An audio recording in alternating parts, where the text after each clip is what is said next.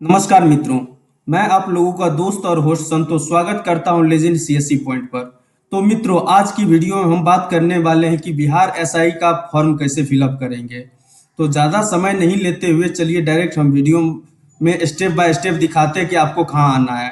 तो सबसे पहले तो बीपीएसएससी का जो वेबसाइट है, ये आपको लिंक दिख रहा होगा, ये आपको लिंक कॉपी करके पेस्ट कर देनी है अपने ब्राउजर में और आप इस पेज पर रिडायरेक्ट हो जाएंगे। मैं ये लिंक डिस्क्रिप्शन में भी लगा दूंगा, या तो आप वहां पे क्लिक करके यहाँ पे आ सकते हैं। और जैसे आप इस पोर्टल पे आइएगा तो आपको कुछ इस तरह का इंटरफेस देखने को मिलेगा, जिसमें कि सारा नोटिफिकेशन देखने को मिलेगा। जैसे बिहार दरोगा का जो फॉर्म है, आपको इसके लिए इस कॉलम पर क्लिक कर देना है। जैसे आप इस कॉलम पर क्लिक करेंगे तो आपको सारा नोटिफिकेशन देखने को मिल जाएगा, जिसमें 78 पोस्ट के लिए आपको आवेदन किया जाएगा। तो इसमें आपको सबसे पहले अगर नोटिफिकेशन देखनी है तो इस पर क्लिक करेंगे। ये वाले जो सेकेंड वाला लिंक है, इस पर हम लोग क्लिक करके नोटिफिकेशन देख सकते हैं। तो जैसे आप क्लिक कीजिएगा तो इसमें नोटिफिकेशन दिया गया है। आप अच्छे से पढ़ लीजिए नोटिफिकेशन को और फिर फॉर्म भरना शुरू कर लीजिए। तो ये रहा आपका नोटिफिकेशन, इसको खुलने दीजिए। तो कुछ इस तरह का इंटरफेस देखने को मिलेगा आपको। तो चलिए हम लोग ज़्यादा समय ना लेते हुए डायरेक्ट फॉर्म फिलअप करना शुरू करते हैं। तो सबसे पहले आपको सबसे जो टॉप वाले लिंक है, इस पर क्लिक कर देना है। जैसे आप क्लिक करेंगे तो आपका अप्लाई बटन आ जाएगी।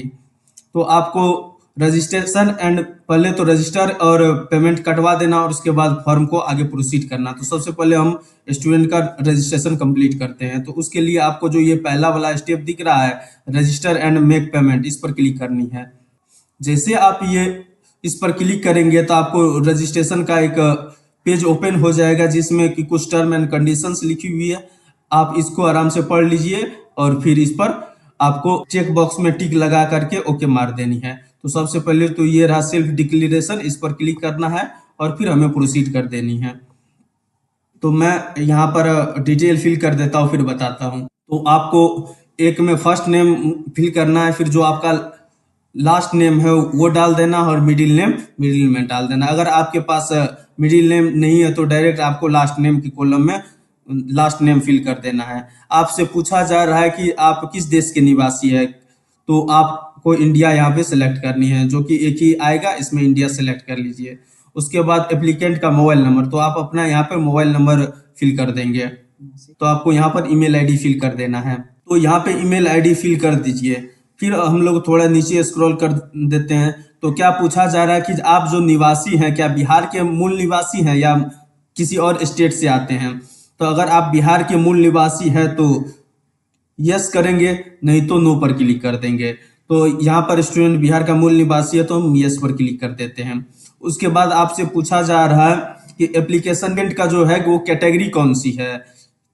तो आपको अपने अकॉर्डिंग चूज कर लेना है कि वो जनरल से आते हैं कि डब्ल्यूएस से, ईबीसी से, बीसी से, एससी से, एसटी से। तो आपको वो सिलेक्ट कर लेनी है। तो यहाँ पर हम बीसी सेलेक्ट कर लेते हैं। उसके बाद आपसे जेंडर पूछा जाएगा तो जेंडर सेलेक्ट कर लीजिए और डेट ऑफ बर्थ पूछा जा रहा है तो डेट ऑफ बर्थ को सिलेक्ट कर लीजिए। इसके बाद आपको दो और सेक्शन देखने को मिलेगा। क्या पूछा जा रहा है कि इससे पहले क्या बिहार में आप जॉब किए हुए हैं किसी भी फील्ड में।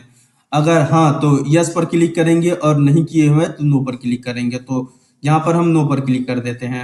उससे पूछा जा रहा है क्या आप इससे पहले कोई सर्विस किए हैं। यहाँ पर पहले कॉलम में जो पूछा जा रहा था, क्या अभी करंट में कोई सर्विस कर रहे हैं बिहार सरकार के अंदर। और दूसरे में पूछा जा रहा है कि क्या आप इससे पहले कोई बिहार सरकार में सर्विस किए हैं। तो अगर आप किए हैं तो यस कर क्लिक कीजिए, नहीं किए हैं तो नो पर क्लिक करके आगे बढ़ जाइए। प्रोसीड बटन पर हमें क्लिक कर देनी है। जैसे आप प्रोसीड बटन पर क्लिक करेंगे तो आपका सारा डिटेल आ गया है। एक बार आपको डिटेल वेरीफाई कर लेनी है। आपको मोबाइल नंबर, आपका मोबाइल नंबर आ गया, नेशनलिटी आ गया, उसके बाद ईमेल आईडी आ गया, कैटेगरी वगैरह सारा चीज़ फिलअप होनी चाहिए अच्छे से। उसके बाद हम लोग स्क्रॉल करके नीचे आते हैं, जिसमें सेल्फ डिक्लेरेशन की बात कही जा रही है। तो आपको इसको सेलेक्ट कर देना और कैप्चा फिल करके 100 रुपया का पेमेंट कटाना है और उसके बाद मेक पेमेंट पर क्लिक कर देने हैं। तो जैसे आप इस पेज पर आएंगे तो क्यूआर कोड का ऑप्शन देखने को मिलेगा। तो चलिए हम लोग क्यूआर कोड पे क्लिक करके क्यूआर कोड जनरेट करवा लेते हैं और 100 रुपया का पेमेंट आपको कटाना है।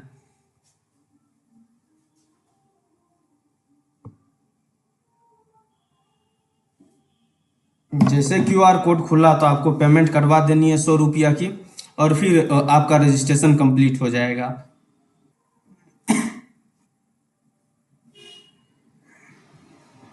तो जैसे ही आपका पेमेंट कंप्लीट होगा तो सबसे टॉप पर आपको रजिस्ट्रेशन आईडी देखने को मिल जाएगा, और यहाँ पर एक प्रोसीड टू एप्लीकेशन फॉर्म का ऑप्शन आएगा, इस पर क्लिक कर देना है। जैसे ही क्लिक करेंगे तो आपसे रीवेरीफाई करने के लिए पूछा जाएगा, आपको ओके पर क्लिक करके आगे बढ़ जानी है। उसके बाद अप्लाई पेज पर एक फिर से टर्म एंड कंडीशन वाला पेज आ जाएगा, तो आपको इसको रीड करके और फिर सबसे नीचे में जा करके आपको टिक बॉक्स पर क्लिक करके आगे बढ़ जानी है। तो जैसे हम लोग नेक्स्ट पेज पर आएंगे तो आपसे कुछ बेसिक डिटेल पूछी जाएगी, जिसमें father's name, mother's name etcetera basic detail fill up करनी है। तो सबसे पहले कॉलम में आपको फादर नेम फिल करनी है।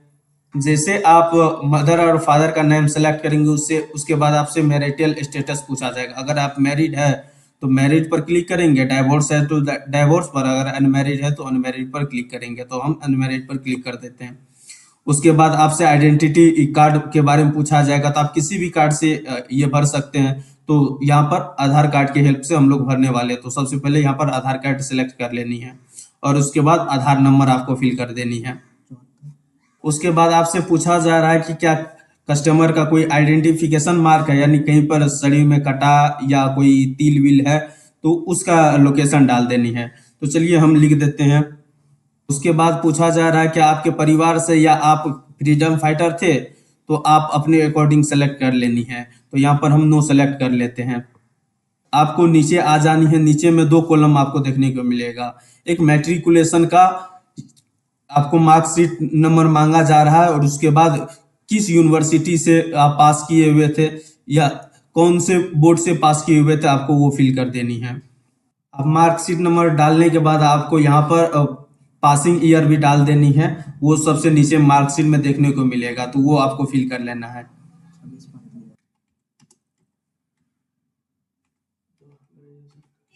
उसके बाद आपको ग्रेजुएशन की सर्टिफिकेट नंबर यहाँ पर फिल कर देनी है।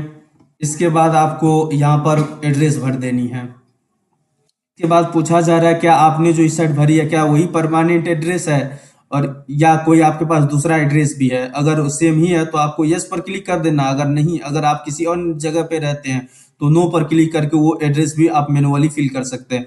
फिलहाल हम यस पर क्लिक कर देंगे, तो इससे क्या होगा कि ये सारी डिटेल इस साइड फैच कर लिया जाएगा। और उसके बाद कुछ बेसिक गाइडलाइंस पूछी जा रही है आपसे कि क्या आपने इससे पहले कोई एग्जाम वगैरह का फॉर्म भरा है, तो आप अपने अकॉर्डिंग देख लेंगे। यहाँ पर बेसिकली आपको सब में नो नो क्लिक करके आगे बढ़ जानी है। इसके बाद आपसे फोटो पूछा जा रहा था। आपको फोटो बना लेनी है, जिसमें कि 3.5 x 4.5 mm सेंटीमीटर का एक फोटो अपलोड कर देनी है, जो कि 2 महीने से पुराना नहीं होना चाहिए। तो फोटो एकदम फ्रेश दिखनी चाहिए, कोई ब्लर वलर नहीं होना चाहिए। आपको इस सिंबल के माध्यम से इंगित किया जा रहा है। तो चलिए हम यहाँ पर कैंडिडेट का फोटो अपलोड कर देते हैं।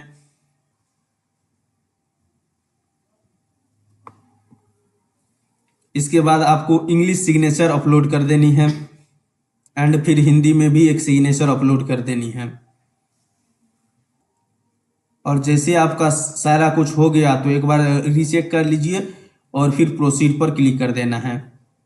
जैसे आपसे प्रोसीड पर क्लिक करेंगे तो आपको एक प्रीव्यू सेक्शन देखने को मिल जाएगा, जिसमें एक बार रीवेरीफाई कर लीजिए अपने डिटेल को। तो प्रीव्यू देख लेने के बाद आपको एक टिक बॉक्स मिलेगा कि मैं इससे सहमत हूँ, जो भी जानकारी दी गई है इन जानकारी से मैं सहमत हूँ। तो इस पर आपको क्लिक कर देना और कैप्चा फिल करके प्रोसीड कर देनी है। कैप्चा जैसे फिल करेंगे तो आपको सबमिट एप्लीकेशन पर क्लिक कर देना है, और आपसे पूछा जा रहा है क्या सबमिट कर देनी है, तो आपको ओके पर क्लिक कर देनी है।